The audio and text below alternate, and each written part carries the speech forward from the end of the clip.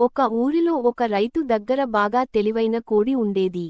అది ప్రతిరోజూ గంటలకి ముందే లేచి కూతుపెడుతూ రైతును నిద్రలేపేది. ఒకరోజు చీమలతో సమస్యలు మొదలయ్యాయి.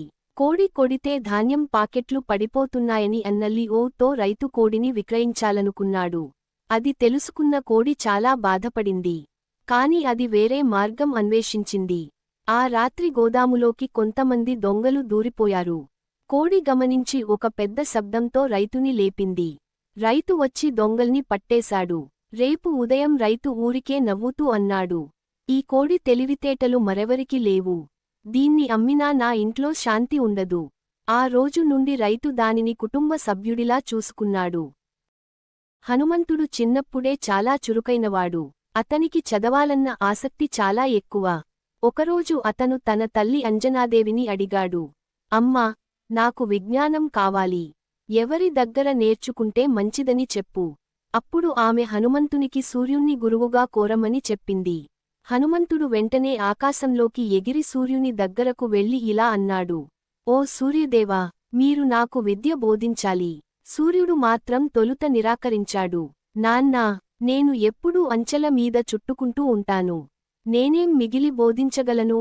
అప్పుడే హనుమంతుడు తెలివిగా సమాధానమిచ్చాడు, ప్రభూ, మీరు ఏ విధంగా ప్రయాణిస్తారో నేను కూడా వెనకే పయనిస్తూ నేర్చుకుంటాను.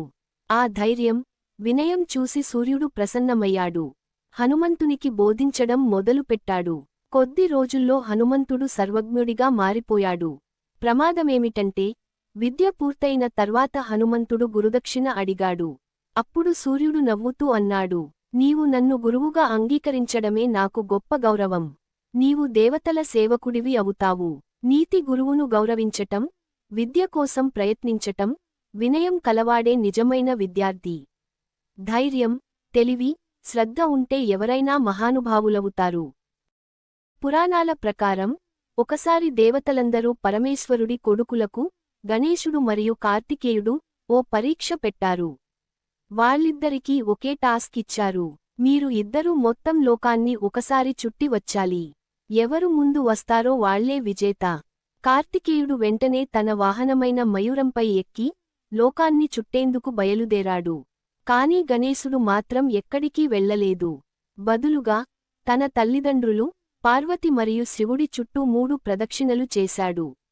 అందరూ ఆశ్చర్యపోయారు. అప్పుడు గణేశుడు నవ్వుతూ అన్నాడు, తల్లిదండ్రులే లోకాలకన్నా గొప్పవారు. వారిని ప్రదక్షిణం చేయడమే లోకాన్ని చుట్టినట్లే. దేవతలందరూ గణేశుని తెలివితేటలను మెచ్చుకున్నారు. విజేతగా గణేశుడిని ప్రకటించారు. నీతి, తల్లిదండ్రుల పాదసేవయే పరమ పూజ. నిజమైన జ్ఞానం అంటే గౌరవం, వినయం కలగుట. ఒక అడవిలో కోతుల గుంపు ఉండేది. ఆ గుంపులో ఒక కోతి చాలా తెలివైనది. ఒకరోజు అడవిలో ఒక చిరుతపులి వచ్చి కోతులను బెదిరిస్తూ ఇలా అన్నది, ఈ అడవి ఇప్పుడు నాదే. మీలో ఎవరు ఇక్కడ తిండి వెతికినా నాకు అప్పుడే చిక్కిపోతారు. కోతులంతా భయపడిపోయాయి. కాని తెలివైన కోతి మాత్రం ఓ పద్ధతిగా చిరుతపులిని దగ్గరికి పిలిచింది. అది చిరుతను ఒక బావికి తీసుకెళ్లి చూపించి, ఇక్కడ ఓ చిరుత నీని మించినది ఉంది అని చెప్పింది. చిరుత బావిలోకి చూసింది. అటు నీటిలో తన అద్దం కనిపించింది. అది నిజంగా మరో చిరుత అనుకొని కోపంతో దూకేసింది. చిరుత నీటిలో పడిపోయింది, తడిచిపోయింది. అవమానంతో అక్కడినుంచి పారిపోయింది. కోతులంతా కలిసి ఆ తెలివైన కోతిని మెచ్చుకున్నాయి. ఒక అడవిలో చిట్టి అనే ఒక చిన్న పక్షి ఉండేది. అది బాగా కూర్చొని మిగతా పక్షులను చూసి పెద్దవాళ్లను అనుకరించేది. ఒక రోజు, ఆ అడవిలో భారీ వర్షం వచ్చింది. గాలి బలంగా వీచింది. పెద్ద చెట్లు కూడా వంగిపోయాయి. అన్ని పక్షులు చెట్ల రంధ్రాల్లో, రెప్పల కింద దాగిపోయాయి. కాని చిట్టి పక్షి మాత్రం ఏ చెట్టులోనూ చోటు దొరకలేదు. అప్పుడు అది ఒక చిన్న పువ్వు కింద దాగింది. ఆ పువ్వు కూడా వర్షంలో తడిచింది. కాని అది చిట్టిని కాపాడింది. వర్షం ఆగిన తరువాత, చిట్టి పక్షి ఆ పువ్వు దగ్గరికి వచ్చి చెప్పింది, నువ్వు నాకు జీవితాన్నిచ్చావు. నేను నీకు ప్రతిరోజు నీళ్లు తెచ్చి పెడతా. అప్పటి నుండి చిట్టి ప్రతిరోజు ఆ పువ్వు వద్దకు వచ్చి నీళ్లు పోసేది. ఒక నదిలో మొసలి, చేపలు కలిసి ఉండేవి. మొసలి మంచి వేటగాడు. కాని కొన్ని చిన్న చేపలు, మొసలి పెద్దదే అయినా వృద్ధం అయిపోయింది అని అనుకోసాగాయి. ఒకరోజు ఆ చేపలు మొసలిని లైట్గా తీసుకున్నాయి. దానిని ఆటలాగా తీసుకుంటూ దాని మీదకి దూకుతూ కొట్టసాగాయి. మొసలి సహనం కోల్పోయి ఒక్కసారి వాటిని కరవడంతో 2 చేపలు ప్రాణాలు కోల్పోయాయి. మిగిలినవాళ్లు భయంతో పారిపోయారు. అప్పటినుంచి అందరూ మొసలిని గౌరవంగా చూస్తూ దూరంగా ఉండసాగారు. ఒక తీరంలో మొసలి రోజూ ఇతర జంతువులపై అహంకారంగా ప్రవర్తించేది. నేను నీటిలోనూ భూమిపైనూ బలవంతుడిని అని చాటుకోసాగింది. ఒకరోజు పచ్చిక పొలంలో ఒక చిన్న కుందేలు దాని అహంకారాన్ని చూసి నవ్వింది. నీవు ఎంత బలమైనవాడివైనా సరే, తెలివి ఉండకపోతే దాని వలన ప్రయోజనం లేదు అని చెప్పింది. మొసలి ఆ కుందేలిని పట్టుకోవాలనుకుంది.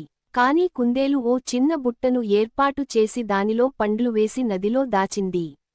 మొసలి వాటిని తినడానికి బుట్టలోకి వెళ్ళింది, కాని బయటికి రావడం కాలేదు.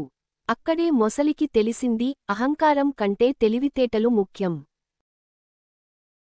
ఒకసారి ఒక నది ఒడ్డున మొసలి ఉండేది. నదికొనపై ఒక చెట్టుపై కోతి నివసించేది. మొసలికి ప్రతిరోజూ కోతి ఇచ్చే పండ్లు చాలా నచ్చేవి. ఇద్దరూ మంచి స్నేహితులు అయ్యారు. ఒక రోజు మొసలి తన భార్యకు కోతి గురించి చెప్పింది. ఆమె కోతి గుండె తినాలనుకుంది. అది తిన్న తీపి పండ్ల వల్ల బాగా రుచిగా ఉంటుందని భావించింది. మొసలి కోతిని నమ్మించి నదిలోకి తీసుకెళ్ళింది. కాని మధ్యలో కోతికి అసలు ఉద్దేశం తెలిసింది. అది తెలివిగా, ఓహ్, నా గుండెను చెట్టుపై మరిచిపోయా అని చెప్పింది.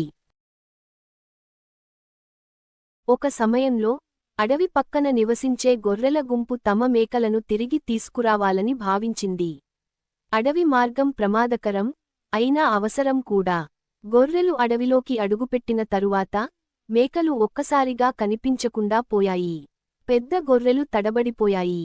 భయంతో వెనక్కి తగ్గి ఏం చేయాలో తెలియక గుంపుగా నిలబడ్డాయి. అయితే ఆ గుంపులో ఉన్న ఒక చిన్న గొర్రెపిల్ల మాత్రం వెనక్కి తగ్గలేదు.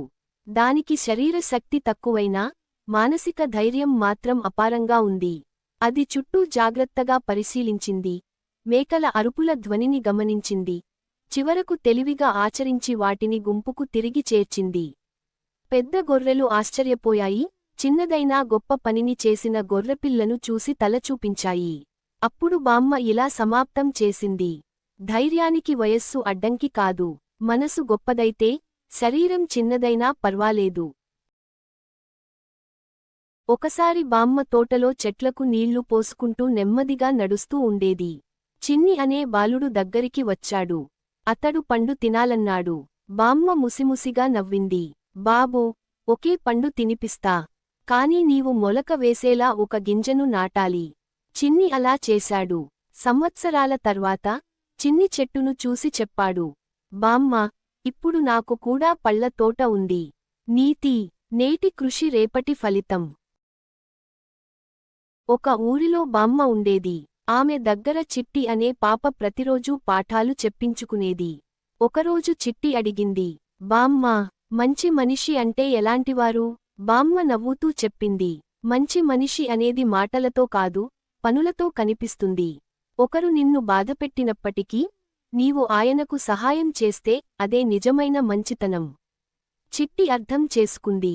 అప్పటినుంచి ఎవరైనా సాయం అడిగితే ఎదురు చూడకుండా సహాయం చేసేది.